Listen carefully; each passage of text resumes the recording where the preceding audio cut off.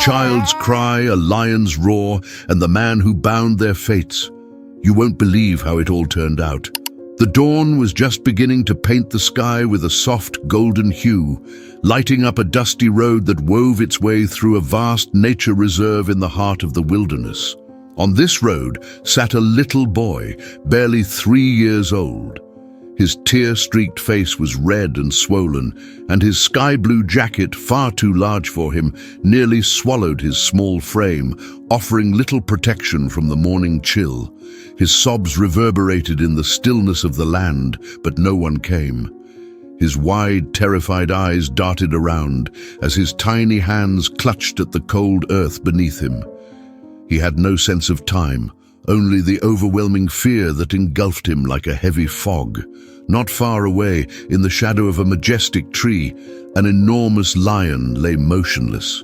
His golden mane rippled gently in the breeze, while his ears twitched at the sound of the distant crying, an alien noise disturbing the morning silence. Slowly, the lion opened his piercing eyes, scanning the dry, lifeless ground, until his gaze landed on the trembling child in the middle of the road.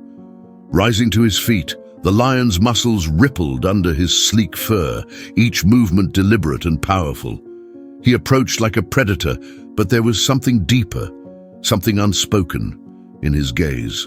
Years ago, as a frail cub, this lion had shivered alone by the lifeless body of his mother. Poachers had taken everything from him, leaving him to fend for himself in the harsh wilderness. The cub had been too weak, too frightened to move, until a young ranger found him, a tiny quivering creature curled up near his mother's cold, unmoving fur. The ranger didn't turn away. He picked the cub up, carried him home, and nursed him back to health through long, weary nights. Over time, the cub grew into a mighty lion, strong and proud, but the golden eyes of that creature still bore the ghosts of his past.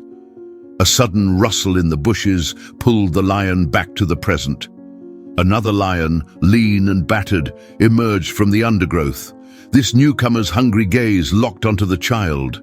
The predator crouched, muscles tensing, lips curling to reveal fangs in a low, guttural growl. The boy froze, fresh tears streaming down his cheeks. Then, a resounding roar, like the crack of an earthquake, shattered the stillness. The mighty lion lunged forward, a golden flash of fury.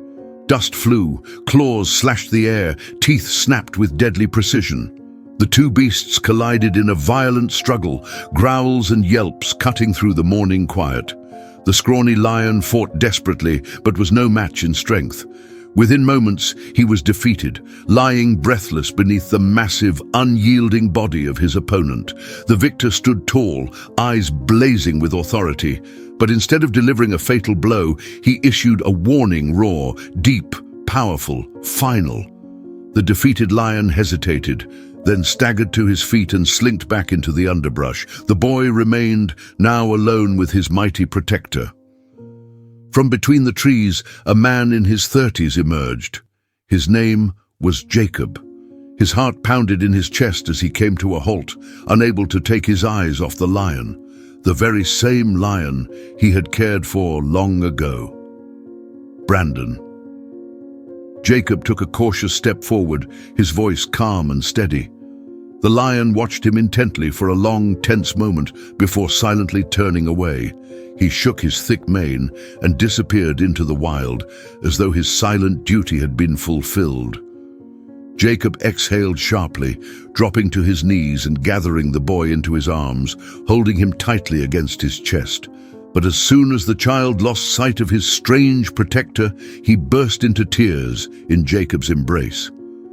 On the way back to the station, Jacob couldn't shake the strange feeling that weighed on his heart. Later, as he reviewed footage from a hidden trail camera, the truth hit him like a hammer. On the video was a woman kissing the boy's forehead with desperate tenderness before walking away. Her car, rusted and beaten, quickly disappeared into the distance, leaving the child behind. No one abandons a child like that unless there's no other choice. Jacob looked at the boy beside him, small, quiet, with eyes filled with a sadness far too deep for his age. And in that moment, Jacob understood that just as he had once saved Brandon from a cruel fate, he would do the same for this child. Love always demands courage, not fear. Despite his efforts, the boy's parents were never found. Jacob decided to take temporary custody of the child. Weeks passed. Jacob's station turned into a lively haven for the growing boy. He was named Leo, a name Jacob chose, inspired by the lion who had protected him. Leo still woke from nightmares, his small body trembling with sobs, until Jacob, exhausted but patient, would pick him up and soothe him with a soft melody. Each day, the child grew braver, his bright smile breaking through more often, like the dawn chasing away the night's darkness. Jacob poured his heart into raising Leo. Together, they explored the reserve, a remarkable place where life thrived in its natural rhythm, where antelopes frolicked, birds filled the air with melodies, and the sun played softly with the shadows of the trees. Jacob showed the boy animal tracks, told stories about the trails walked by giraffes, and taught him to respect nature, to understand its fragility and majesty. Jacob paid special attention to animals in need.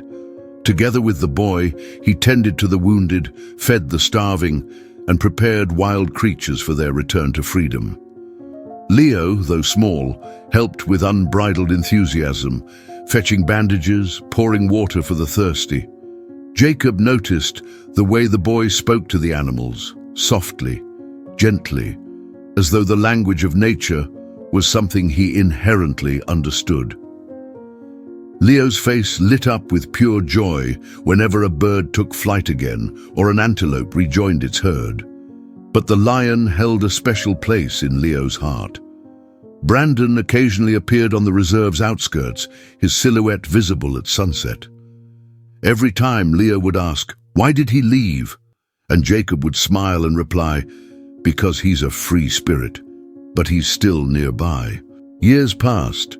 Leo overcame his past traumas, growing into a determined, kind teenager. He devoured books about animals, spending nights studying anatomy and biology, piecing together knowledge of nature's fragility and how to heal it. Jacob, recognizing his passion, told him about his own dream: to open a permanent center for treating wild animals, a place where every creature, from an injured bird to a wounded cheetah, could find help. Finally, the day Jacob had anticipated with both joy and sadness arrived. Leo, now tall and confident, was leaving for university to become a veterinarian. As the truck drove away from the station, Jacob waved, his heart aching from the emptiness. But he knew the boy was venturing into a world full of opportunities where he could make a difference. Years later, Leo, now a grown man, fulfilled that dream. He returned to the reserve where he'd been saved and opened the very wildlife rehabilitation center Jacob once envisioned. Together, they worked side by side, saving countless lives and setting a new standard of care for nature. But one evening at dusk, after finishing with the day's last patient, Leo stepped beyond the center's boundaries and stopped near the edge of the forest. There, in the soft moonlight, he saw a familiar figure. Brandon, the lion who once saved him as a helpless child, stood, watching him intently. Leo didn't move closer. He simply smiled. And the lion, majestic and powerful, gazed back at him. His look seemed to say, "I've always been with you." Then, silently, he turned and vanished into the depth of the forest. Did you enjoy this story?